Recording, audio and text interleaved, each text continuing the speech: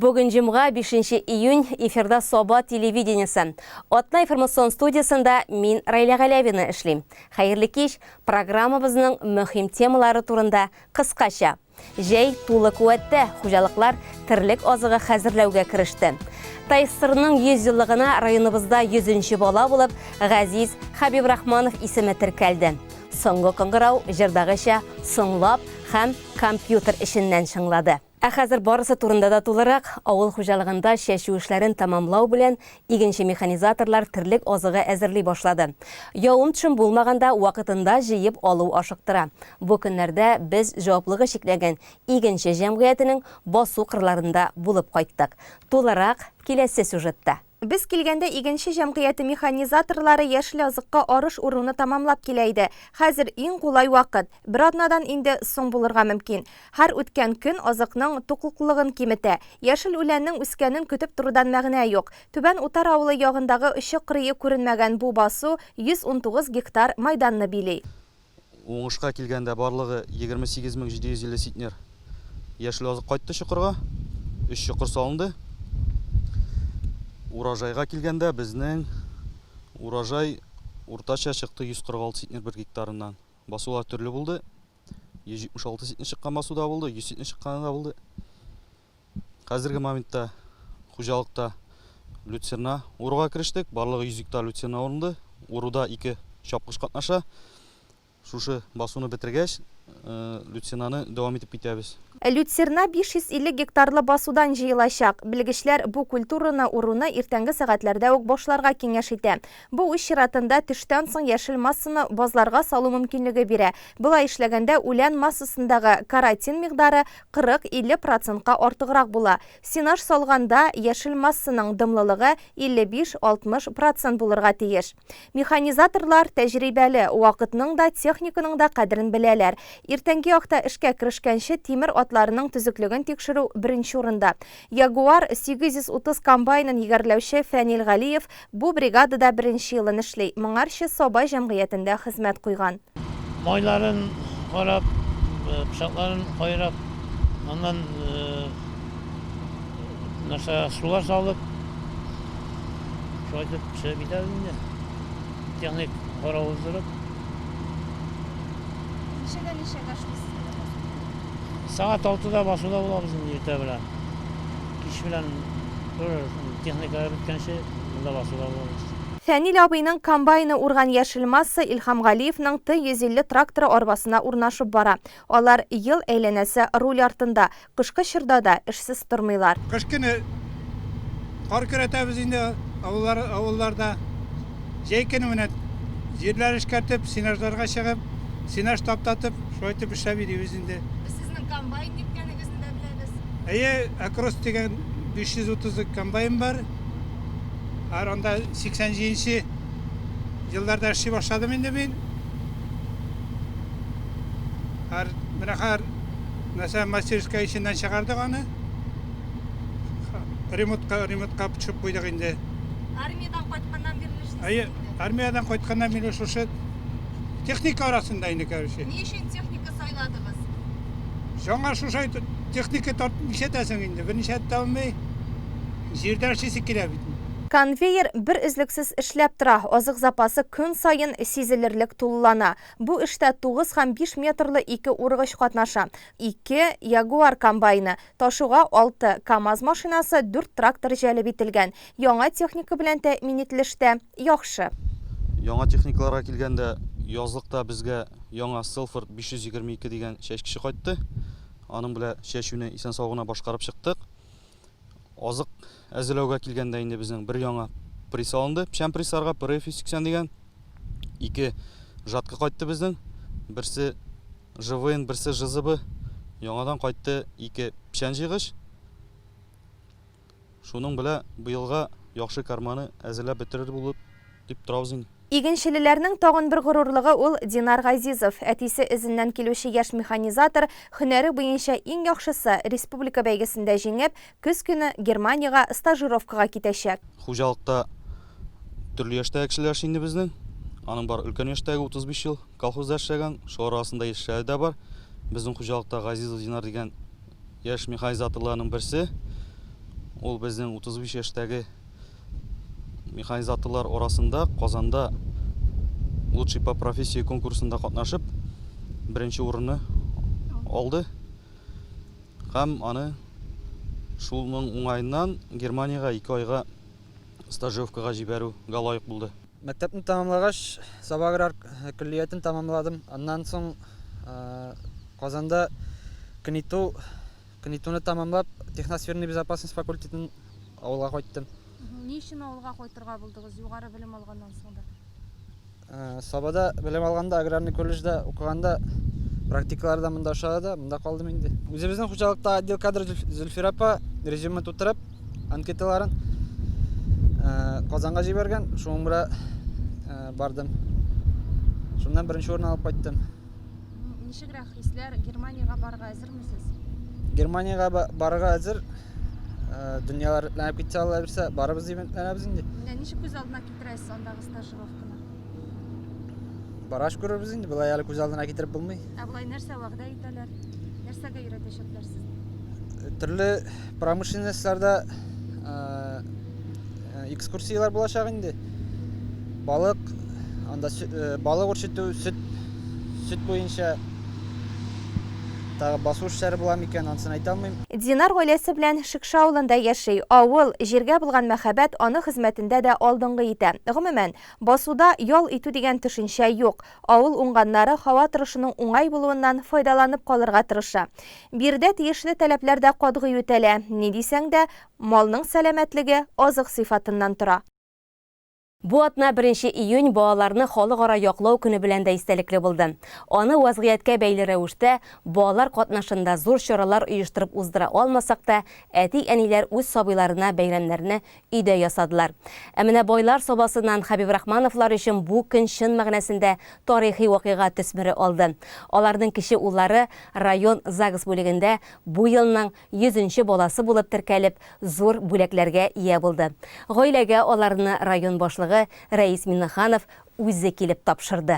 Байлар сабасының Вәлиуллин урамы 8А адресы буенча урнашкан бу йортта соңгы вакытта барган төзелеш тавышларын иң кадерле, берни белән дә чагыштырып булмый торган әһәңле бәби елавы алыштыра. Нигезне тулыландырып, Нияз белән Диләрәнең 3нче балалары дөньяга килә. Газизнең туган көне 19 май. Туу урыны Казан шәһәре. Таныклыкка шулай язылган. Ә менә ул районның ЗАГС бүлегендә 100нче бала булып теркәлә. Тормыш иптәшем туу турында таныклык ясатырга киткәч, сөенечле хәбәр әйтеп шалтыратты. Без районда 100нче бала булып санга кирдек дип. Бу бит инде безнең быел ТАССРга 100 еллык белән бәйле булгач, шундый тарихи даты белән дәген улыбыз шундый бәхеткә ия булды дип әйтсәк була инде безнең гаилә. Шуңа күрә менә бүгенге көнне шикелле тормышы да шундый гел уңышлы булсын ие, гел шундый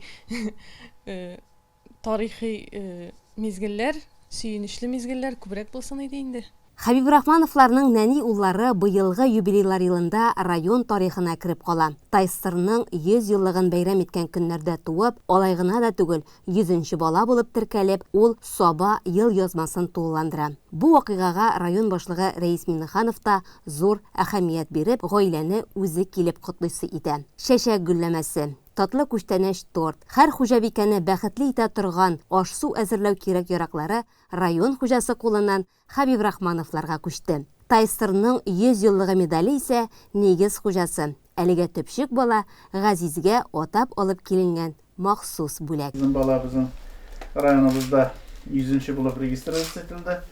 Һәм инде республиканың 100 еллыгы нигезендә шулай алып китү. Республикада без бәхетле шулай бит. Республикада булу. Onun için yönetim kile karışan tekşilikке. Kimler bizim 100 yıl içinde tekşilik etken inanın halkına anaydıklar bitiren tügül inanlı baylığı kalık. Önemli biz olan tüceler ol birden tırışlık arkasında. Şimdi bana rayonumuzda 100. bulup registrasını sözü isterlik, mizgil şöyle bulsun. Onun için kırışta selametlik. Böyle baktı. 3. güne bulup olmasın. Уны булса да без каршы түгел районда. Район хуҗасыннан мондый теләкләр ишетү яшь гаиләне тагын да канатландырып җибәрде. Алар ишәюгә каршы түгел. Һәр сабый дөньяга үз ризыгы белән туа диләр. Мин бик шат, менә тормыш иптәшемә рәхмәтле инде мин. 3 бала бүләк итте ул миңа, бергә тәрбиялибез. Мин бик шат, менә 2 улым, зур кызым бар. Зурлары булышлар да бит инде аның хәзер. Безгә булышып шул Әтиәниләребез янәшәләренә алар гел ярдәм итеп торалар. Biz ikimiz de sabahdan bitince biz etiyenler bize sabahdan. Şu Гел менә шулай бергә гаиләбез тулы, бер-беребезгә ярдәм итеп, әтиәниләр гел янәшәдә булгач бик бәхетле яшибез, Аллага шөкер. Моңарча да шулай, моннан соң да шулай булсын дип теләп калабыз.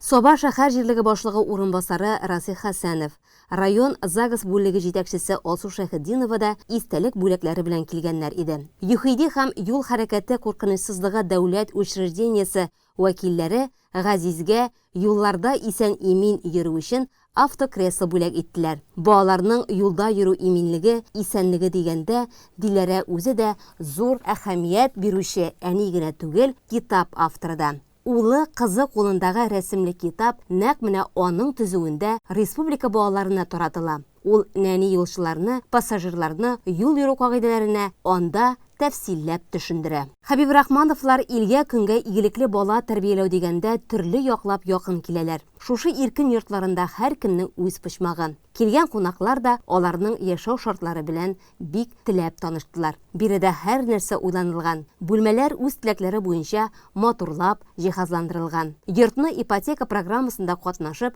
үзләре төзеп чыгалар. Күчкәннәренә 3нче еллары. Йортны салырга әлбәттә районыбыз ярдәм итте. Ипотекага алынган яшьләргә молодежный ипотека дип без инде яшьләргә ярдәм итү программасына кирдек. Йортны дагын район ярдәме белән төзеп чыктык. Безнең районда яшьләргә бик күп программалар эшли, бик хөкүмәт безгә бик булыша. Үй төзегәндә дәген, балалар кайтканда дәген, бакчалар, кружоклар бөтенсе эшләп килә. Бала тәрбияләргә бик рәхәт. Сава районы бик мол район. Рәхмәт хөкүмәтебезгә рәхмәт. Безне шулай поддержать итеп яшәгәннәр өчен рәхмәт. Зилә бу гаиләдә олы кыз, сәләтле балалар мәктәбенең 3нче сыйныфын тәмамлаган. Хәзер каникул вакытында 6 яшьлек инесе Зөлфәтне барлап, күз-колак булып торучы да ул. Балалар үзара бик дус, гаиләдә әле канатлы дуслары да бар. Без аны Кыш бабайдан сораган идек, һәм ул безне Кыш бабай безгә алып килде. Ул безнең иң яраткан хайваныбыз, чөнки ул идән йөрий, җырлый һәм уйнарга ярата. Ул бик каты итеп уйнарга ярата безнең песибез белән, Барсик белән. Ул аңа җырлый, ә безнең Барсикыбыз йокыга китә. Шулай алар уйныйлар. Зилә укудан тыш бию, йөзү, теннис түгәрәкләрендә шөгыльләнә. Ярышлардан җиңеп алып кайткан медальләре бүлмәсенең түрендә урын алып килә. Аныкларының мондый уңышлары бигрәк тә әби бабайларын сөендерә. Ниязның әти-әнисе Наил абый белән Фирдәүс апа биредә еш кунак. Алар балалар дигәндә хәзер йөгереп килеп җитәбез диләр. Газиз аларның 4нче оныклары. 3нче әйгә кайтабыз дип әйткәч, без бик шатландык, бик сөендек. Бәбиләрне бик яратабыз. Тормышлар әйбәт, Аллага шөкер, матур итеп яшиләр. Бу ниләрне, бәбиләребезне, балаларыбызны исән сау үстерергә, авыртмыйча, сау сәламәт итеп, тигезлекләре белән үстергә язсын. Шундый теләкләрдә торабыз. Диләрәнең әти-әнисе Рәшидә әби белән Расим бабай күршедә генә яшиләр. Алар яшь гаиләнең чын мәгънәсендә төп терәк таянычлары. Бары бергә югы уртак дигәндәй, шуңа алар бер нәрсәдән дә курыкмыйлар. Хәер, куркынычлар инде артта калган. Гаилә корылган, сабыйлар туган, нигез торгызылган. Хәзер менә шуларның рәхәтен, игелеген күреп яшәргә кирәк. Район авыл хуҗалыгы һәм азык-төлек идарәсеннән алынган мәгълүматлар буенча Саба районында көнлек савым 225,278 килограмм тәшкил итә. Иң алдынгылар рәтендә җаваплыгы шикләнгән ПМК җәмгыятенең робот фермасы. Биредә 36,623 килограмм сөт савалар. Икенче урында Мөхәммәдшин крестьян фермер хуҗалыгы. Көнлек савым 17,600 килограмм. Җаваплыгы шикләнгән Курсабаш җәмгыятенең сөтчелек комплексы 3нче урында һәм ул көннән-көн уңай якка үзгәреш кичерә. Теманы Гөлназ Вахитова дәвам итә. 400 баш савым сыерына исәпләнгән Курсабаш сөтчелек комплексы 2011 елда сафка баскан иде. Авылның 40 кешесен хезмәтле һәм ашлы итә ул. Бүгенге көндә Курсабашның үзендә 1079 һәм Мишәнбашта 650 баш мөгезле эретерлек исәпләнә. Биредә көн саен 12 тонналап сөт савып алалар. Бер сыерга уртача 29 литр туры килә. Сөтнең майлылыгы да югары 3,7%. Сыер савучы дигәч күз алдына хатын-кыз килеп баса, ә монда без Фердинанд Габдрахманов белән таныштык. Татарстан Республикасының атказанган терлекчесе бу хезмәтне 15 ел башкара. Ел кешегә авыр түгел. Үзәргә була. Хәзерге заманда әйбәт, фирмалар әйбәт. Чиста, якты, авыр эшләре юк. Сменалар эшлисез, ничә трактор килә сезгә? Без сменалар эшлибез, 2 кеше, бер кеше ял иттерүчебез бар. Атна бер тапкыр ял итәбез. Нәрсә әйтим? Хатын-кызлар сыер савайды, сез ни өчен алындыгыз әле эшкә? Мин башта тракторда эшләдем күп еллар. Кем белә, может, техниклар искергәнгә ул заманда мин күчкәндә техниклар да искергән. Может, арып киткәнмендер техникада. Фермада сыер савучы да юк иде. Шуңа килдем. Кайсы нирәксең, авыррак сыер савымы, әллә инде басукырда эшләүме? Авыл җирендә җиңелеш юк инде, барысы да бер тигез. Барысында эшләп була. Бу сменада Фердинанд абый Рәзилә Әхмәтҗанова белән бергә эшли. Саву иртәнге сәгать 4-тә, көндезге 11-дә һәм кич 16 сәгать белән 19 аралыгында башкарыла. Барлыгы 5 сыер савучы. Мин монда инде күптән 88 елдан бирле эшлим. Шул аралыкта инде әзгенә читтә торып эшләп кайттым. Хәзерге вакытта шушында эшлим. Элек бит һәрбер безгә 50 сыер савайык инде 2 кешегә.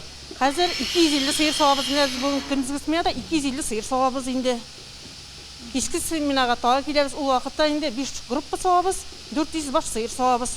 6-нчысына мастит савабыз, 7-8 маститыбыз бар. Үзегез өйдә сыер асырыйсыз? Асырыйбыз, маллар. Бер баш, инде бер тона, бер баш сыерыбыз бар инде 5-6 баш. Малыбыз бар бүгенге көндә.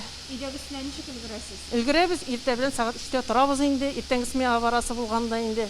Кичтән савып китәбез инде, 4-нчедә савам инде сыерны кичкегә. Өйдә дә аппарат белән савам? Юк, кул белән савам, өйдәсен кул белән савам. Соңгы елларда малларда куркыныч авырулар ачыкланмаган. Иң еш очрый торганы мастит тояк шире. Бозауларның үпкәләре белән проблемалар булды ди мал табибы Светлана Фасхетдинова. Булар узгынчы. Фермада бозауларга аерым игътибар. Буа сыерлар һәм сөт бозаулары өчен рәттән 2 торак төзелгән. Бүгенге көндә эшләр соңгы ноктага якынлаша. Идәннәрен цемент белән катырып тигезлиләр. Яңа тораклар төзү баш санын арттыруга да мөмкинлек бирәчәк ди ферма мөдире Фәнил Габдрахманов. Финанс мөмкинлекләр бар. Яңа тораклар төзергә инде сөтчелек комплексыннан килгән акчага инде. Без шушы 2 яңа торак кырыенда торабыз. Берсе инде аның 150 баш яңа сөттән чыккан бозауларга дигән тегесе инде. Монсы 150 баш шушы родильный отделение булачак инде. Шушы сыерларны шунда бузалатып, бузауларны тегендә күчерергә инде исәп безнең планнар инде. Әле бу да сау урыны юк. Киләчәктә шушы 150 башка сау урындан ясап, шунда родильный отделение булдырырга исәп безнең. Киләчәктә табыш китерсен дисәң, бозауларны кичкенәдән яхшылап тәрбияләргә кирәк. Биредә Гөлназ Мифтахованың 10 көнгә кадәр булган 24 бозауы бар. Бу эшкә өстәп ул әле сыер да сава. Бер бозау көнгә 3 тапкыр 2-3 литрлап сөт эчә.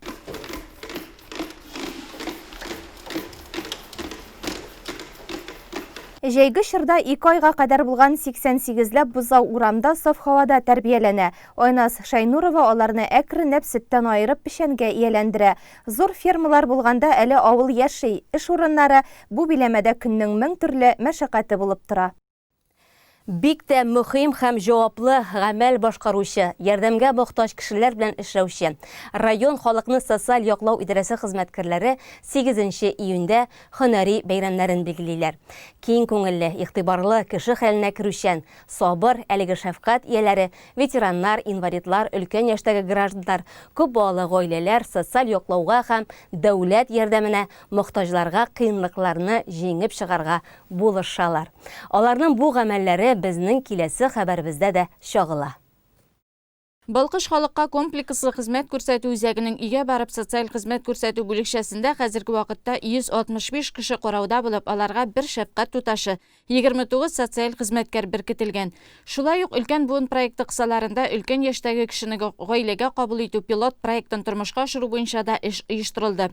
Киек авылында шактый еллар ялгыз яшәгән 1927 елга Рәйсә Ханованы авылдашы Фәния Саматова үз гаиләсенә кабул итеп ала. 2017 елдан бирле Рәйсә апа бу гаиләдә кадер хөрмәттә яши. Ул безнең күршегә 15 ел элек кайткан иде. Шуннан соң без аңа гел булышып, шулай яшәп тордык. Сосработник булмаганда дагын. Аннары сосработник булып карый башладым.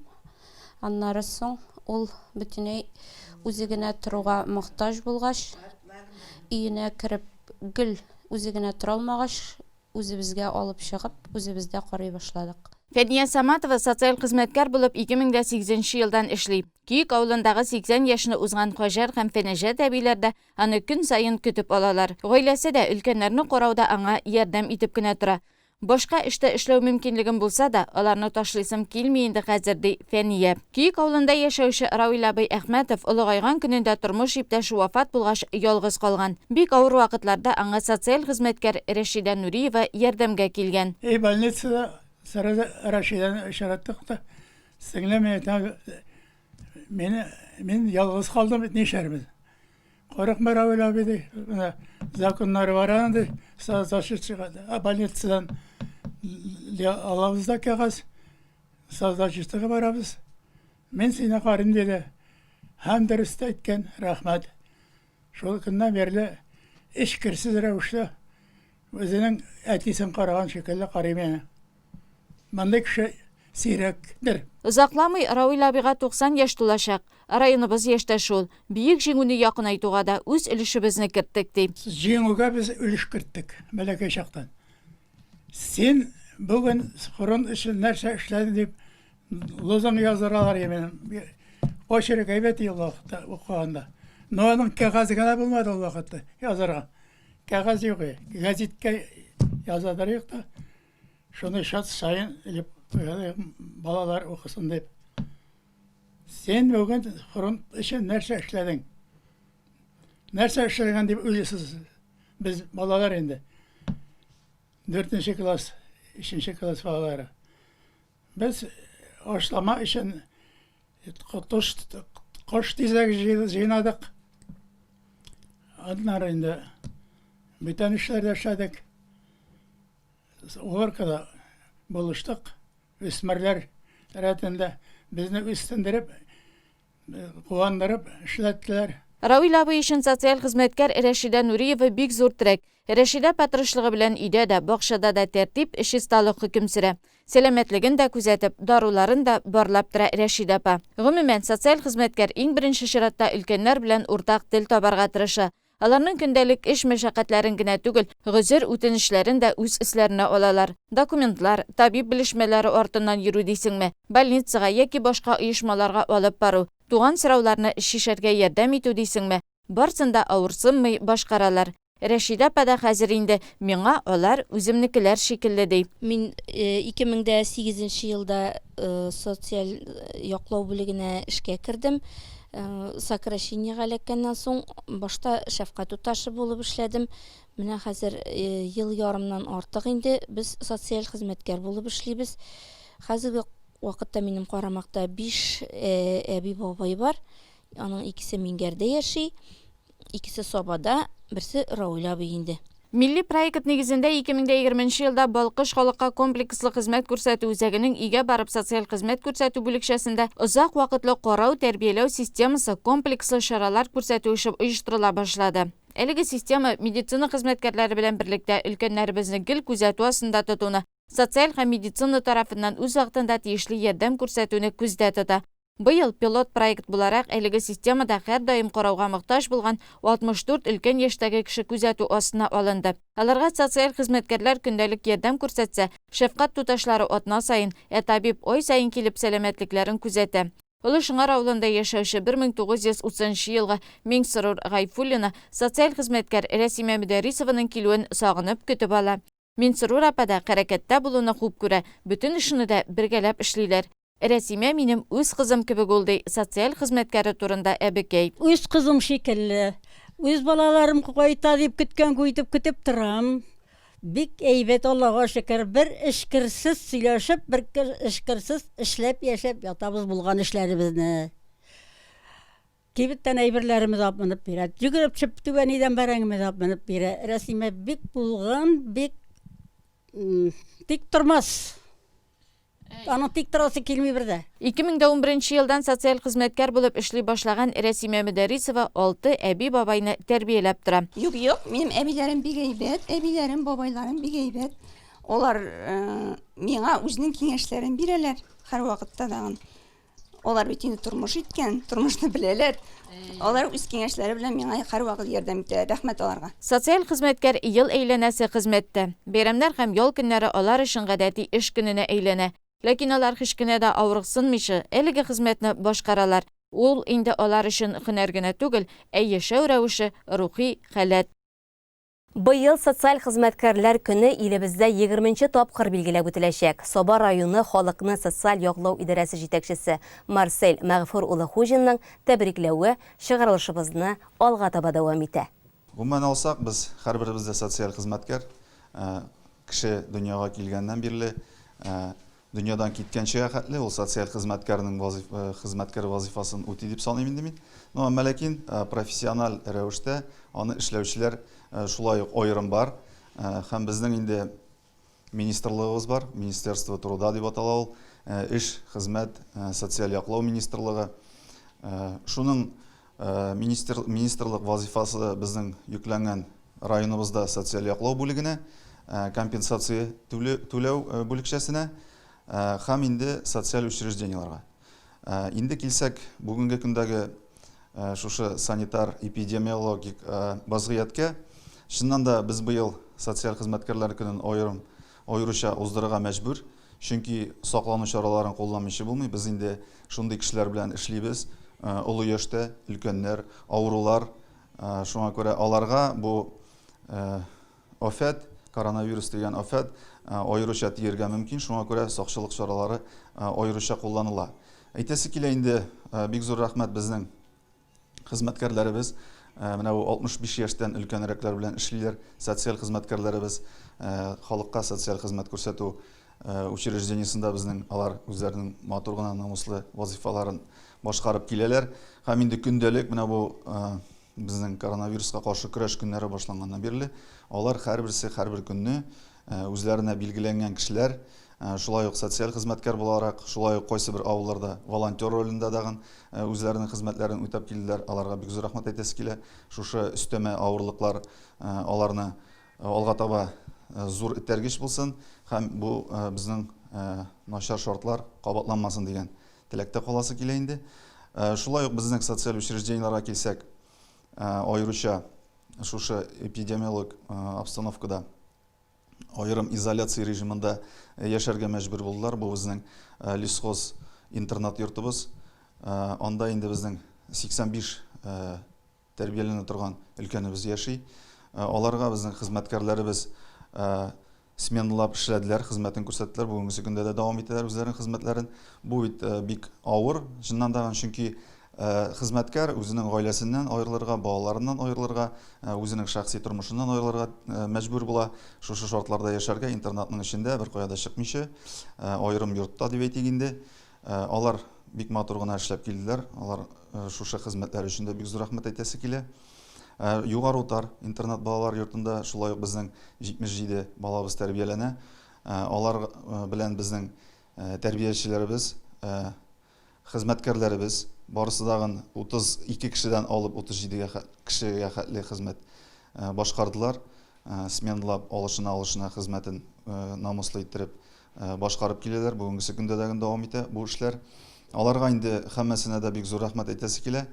Безнең инде шулай ук социаль учреждениеларга килсәк, Тургай балалар приюты районыбызда эшләп килә. Анда безнең хәзерге вакытта капиталь ремонт эшләре бара. Шуңа күрә безнең учреждениебез пока ял формасындарак эшли. Балалар безнең чит приютта урнашкан Питрәч районына урнашып тордылар.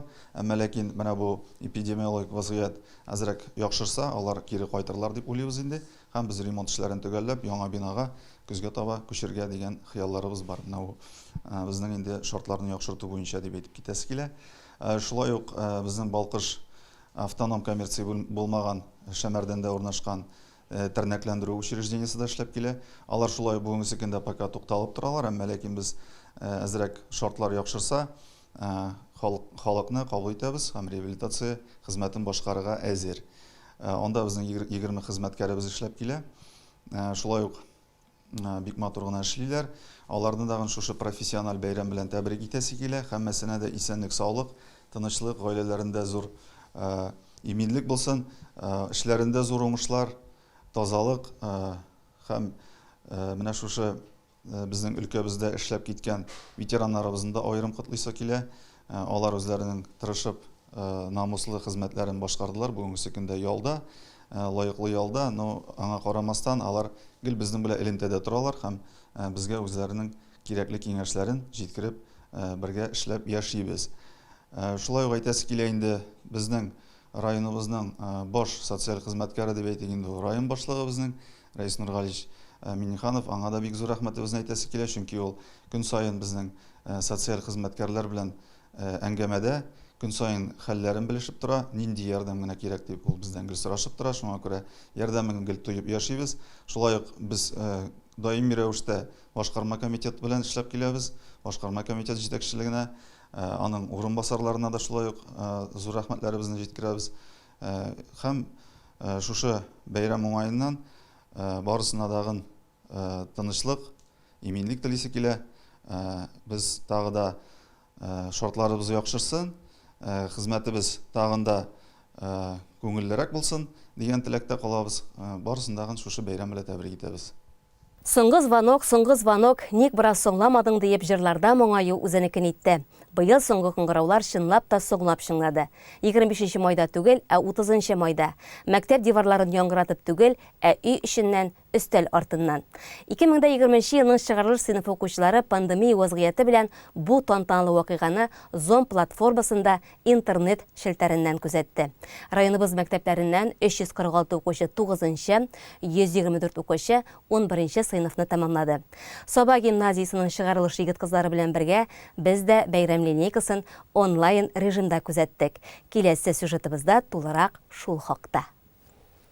Дорогие ученики, родители и учителя, пусть сегодня у нас не совсем обычный последний звонок, но это тот праздник, который с нетерпением ожидал каждый выпускник нашей школы. Сегодня, несмотря на сложные обстоятельства, мы с вами проведем торжественное мероприятие в онлайн-режиме. Саба гимназиясының уку-укыту эшләре буенча директор урынбасары Лариса Шәмсетдинова менә шулай тантанлы шартларда мәктәп диварлары эченнән өйләрендә утыручы 11-нче сыйныф укучыларына, укытучыларга, әти-әниләргә мөрәҗәгать итте. Аларны олуг вакыйгага мәктәп белән саубуллашуның беренче баскычы соңгы кыңгырау тантанасына дәште. Гимназияны актлар залының сәхнәсенә сыймыйча шау-гөр киләсе укучылар менә шушы компьютерның экранында нәни шакмак эчендә урын алып, бер-берсенә сәлам бирде. Тәүге котлауларны аларга директор Айнур Шаймарданов җиткерде. Хөрмәтле чыгарылыш сыйныф укучылары, әти-әниләр, укытучылар. Сезне чын күңелемнән тантаналы, гомергә истә кала торган һәм иң матур бәйрәмнәребезнең берсе соңгы кыңгырау бәйрәме белән котлыйм. Уважаемые родители, спасибо вам за ваших детей, за ваше воспитание, за ваше понимание, за вашу помощь при обучении детей. Мы желаем, чтобы и дальше ваши дети приносили вам лишь радость и поводы для гордости. Соба гимназиясын бу уку йылында 31 укучы тамамлый. Алар 2 сыйныфка тупланып билим һәм тәрбия алалар. Мәктәп булсагасын атлап, йөзләгән беренче сыйныфка килгән малай кызның чыгарылыш сыйныфына менә шулай азлары гына кала. Ләкин тәүге 1 сентябрьне тәүге укытучылар менә шулай бүгенгедә яхшы хәтерлиләр. Гөлфия Хусаинова үз укучыларын шул көннәргә алып кайтты. Әти-әниләрен ныгытып җитәкләгән, зур чәчәк букетлары тоткан шук малайлар һәм кыюсыз кызлар үсеп чыгарылыш сыйныф укучылары булып җиткәннәр. Кадерле укучыларым, мин сезне һәм сезнең әти-әниләрегезне тормышыгыздагы иң мөһим вакыйгаларның берсе булган соңгы кыңгырау бәйрәме белән чын күңелемнән тәбрик итәм. Сез бу көнгә бик күп тырышлыклар аша килдегез. Шуңа күрә бүгенге көн сезнең өчен иң шатлыклы көннәрнең берсе. Ләкин бүген шулай ук сезгә моңсуда. Чөнки бәхетле, күңелле, гамсыз, балачаклы мәктәп еллары инде артта калды. Бүген сез бәхетле, чөнки алда сезне хыял тулы тормыш көтә. Бүгенге көн сезнең өчен бик җаваплы, чөнки әле бирәсе сынауларыгыз бар. Кадерле укучылар, имтиханнарда сезгә зур уңышлар телим. Җавапларыгыз тапкыр, балларыгыз югары булсын. Мәктәптә икенче әни ул әлбәттә сыйныф җитәкчесе. Югары сыйныфларга җиткәч бигрәк тә. Ул синең булышың да, сирдәшең дә, теләсә кайсы авырлыкта ярдәм кулын сузучы да. Мөршидә Хәлилова турында укучылары бары тик шулай әйтеп кенә сөйли ала. Бүген ул үзе дә үзе укыткан егет кызларны чәчәкләр белән теңләп сөйләште. Сезне бүгенге тантаналы да, дулкынландыргыч, күңелле бәйрәм белән чын күңелдән сыйныф җитәкчеләре исеменнән тәбрик итәм. Тормыш юлындагы барлык сез яулыйсы уңышларда без зур теләкләрдә, яхшы теләкләрдә тырышбыз. Уңышлар ак юллар сезгә укучылар. Мәктәп кеше тормышының икенче биек баскычы. Беренчесен алар бакчада үтәләр. Менә шуннан арлык килгән дуслар 11 ел дәвамында тагын якынаялар, зур бер гаиләгә әйләнәләр. Шушы якты хисләр җырларда урын ала. Күңелнең түрендә иң якты хатирә булып саклана. Монысы киләчәктә. Бүген алар җыр булып йөрәктән агыла.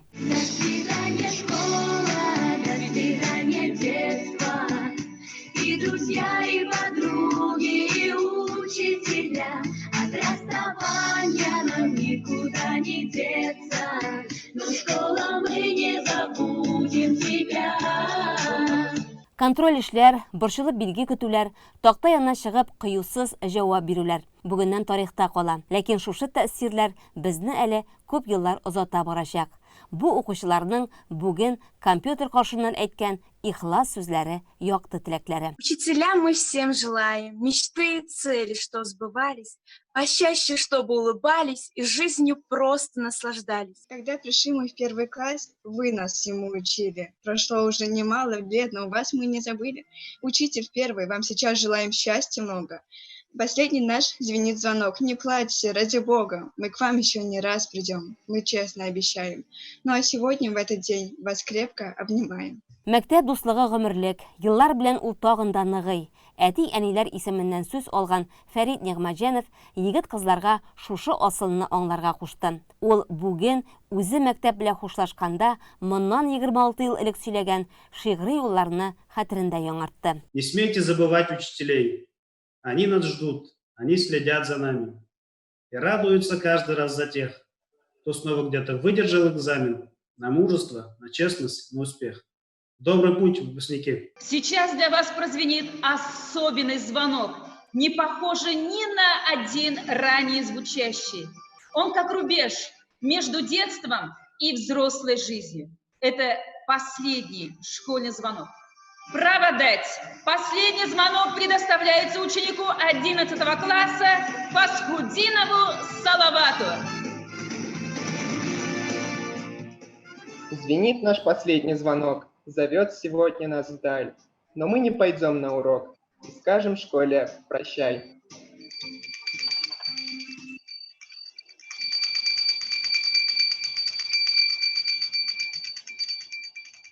Балалар бәйрәм булса, сюрприз көтәләр. Моны һәр әти-әни яхшы белә. Менә бүген дә алар ул кызларын сөендереп кунак дәшкәннәр. Саба егете, гимназияның элеккеге укучысы, шоумен, телевидение, радио алып баручысы Зөлфәт Зинуровны. Ул укучыларга теләкләрен әйтте, яраткан җырын башкарды. Күңелегезне төшермәгез онлайн дип. Хәзер күбәйбер онлайн, безнең тормышыбыз хәзер онлайнга күчеп бара бит инде. Без хәзер телефонны кулданыш кындырмыйбыз, һәр вакыт интернетта, интернет киңлекләрендә дигәндәй. Нәрсә телисе килә, һәр берегезнең хәзер инде бу зур тормышка адым дип атала бит инде, бит мәктәпне, бу балалыктан, яшь үсмерлектән дип әйтеп булмый, балалыктан дип әйтергә кирәктер. Олы тормышка әле мәктәпне сагынырсыз, сез әле хәзер шатланасыз, мәктәпне тамамладык, Аллага шөкер, ура, котылдык дип. Ләкин ул искә төшә, бераз гына студент шулпасын ашый башлаган вакытта җаваплылык үз өстеңә килгәч, үзеңә ашарга пешерергә кирәк, үзеңә бөтен киемнәреңне юырга кирәк, һәм башкалар, бигрәк тә тулай торакта яшәсәгез, инде аңлыйсыз, мәктәпнең никадәр рәхәт һәм бик җиңел булган икәнен. Әлбәттә, һәр берегезгә теләгән уку йортларыгызга керүегезне телим. Уңышлы имтиханнарны уңышлы тапшырып, максатыгызга ирешүегезне телим. Соңгы звонок, соңгы дәрес ник бераз аңламадым. Көзсезлегенә сөюемне күземнән аңламадым. Сабулашу вальсы. Бүгінгі тантананың иң тәсирле мизгеле. Сәхнә тутырып бию әйләнәсе егет-кызлар экраннан бер-берсенә кул булгап сәлам бирә. Ә күңелне бер нишләтеп булмый. Ул тула, күзләр яшьләнә. Көйе шундый. Сабулашуга чакырып яңгырый.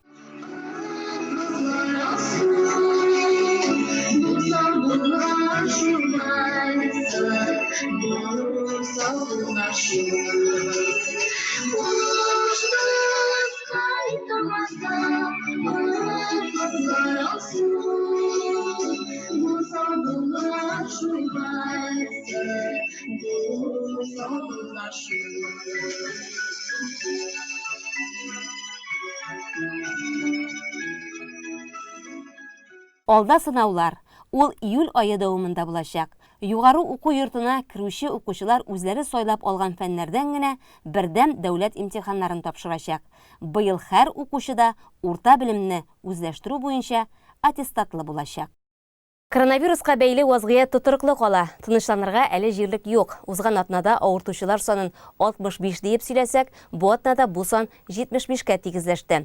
8 кеше Казан шәһәрендә стационарда дәвалана. Вируслылар белән контактта булган 145 районташыбыз карантинда кала. Табиблар халыкка җәмәгать урыннарында маска, перчаткадан булуны таләп итеп куя. Бу урында алар масканы дөрес итеп кию мөһимлеген дә искәртә. Маска борынны каплаган булырга тиеш. Бүгенгә менә шулар. Атна яңалыкларын сез безнең ВКонтакте һәм YouTube социаль җилтәрендәге төркемнәребездән дә күзәтеп бара аласыз. Сылтама экранда күрсәтелгән. Бүгенгә исән саулыгыз.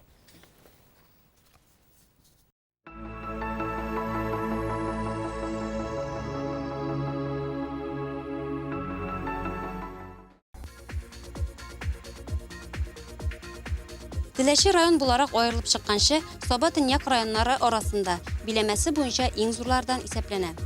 Иген басуларның 75 мең гектар майданында бөртекле культуралар игелә, 5,5 гектарда бәрәңге үстерелә.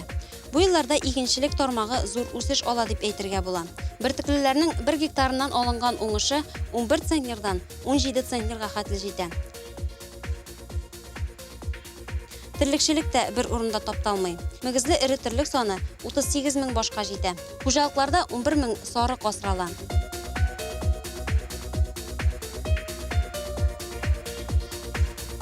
Елларда районда зур терлек комплекслары, бәрәңге саклау складлары төзелә. Һәр хуҗалыкта механикалаштырылган машина техник парклары булдырыла. Җылы гаражлар, азык эшкәртү цехлары сафка баса.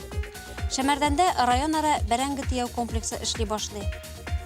Районыбызның икътисадын күтәрүдә Шәмәрдән предприятиеләренең өлеше бик зур була дип исенә төшерә ул елларда Саба райкомының беренче секретаре булып эшләгән Әләметдин Камалов.